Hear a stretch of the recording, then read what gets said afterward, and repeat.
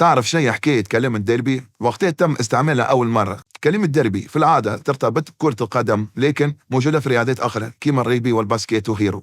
الديربي هو مواجهة بين فريقين محليين قراب من بعضهم جغرافيا، سواء من نفس المدينة ولا من نفس المنطقة. مثال بسيط: مانشستر يونايتد ضد ليفربول هو منافسة، أما مانشستر يونايتد ضد مانشستر سيتي هو ديربي. أما أصل كلمة ديربي ثم برشا روايات. الرواية الأولى تقول إنه الاسم جاي من سباق خير نظمه اف ديربي عام 1708، ورواية ثانية تربط الكلمة بمدينة ديربي اللي كانت معروفة بلعبة جماعية يشارك فيها كل سكان المنطقة.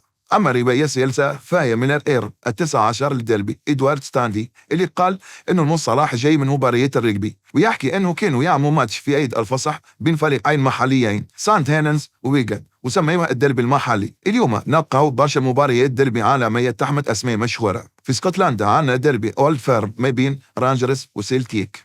في الارجنتين عندنا السوبر كلاسيكو بين البوكا وريفر بليت.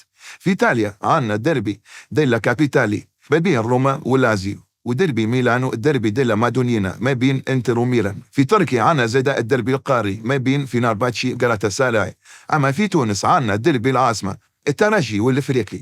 الديربي ماهوش مجرد ماتش، الديربي هو حكاية وتاريخ، شرف وفخر محلي. زعما شكون باش يربح في ديربي تونس؟